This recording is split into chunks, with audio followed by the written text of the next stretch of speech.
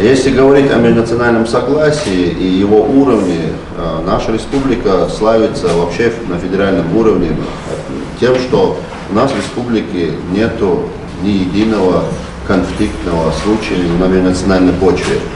И это главная причина тому, это прочный фундамент, заложенный нашим первым президентом, героем России Ахмад Хаджи Кадыровым, да Аллах поблагодарим, и что способствовало сегодня возвращению нашего народа, народа Чеченской республики, нашей республики в целом в мирное русло, мирную жизнь и в правовое поле Российской Федерации.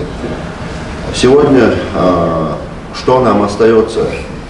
Нам остается просто мирно, дружно идти под флагманом, под общим флагом нашего лидера Рамзана Ахматовича Кадырова.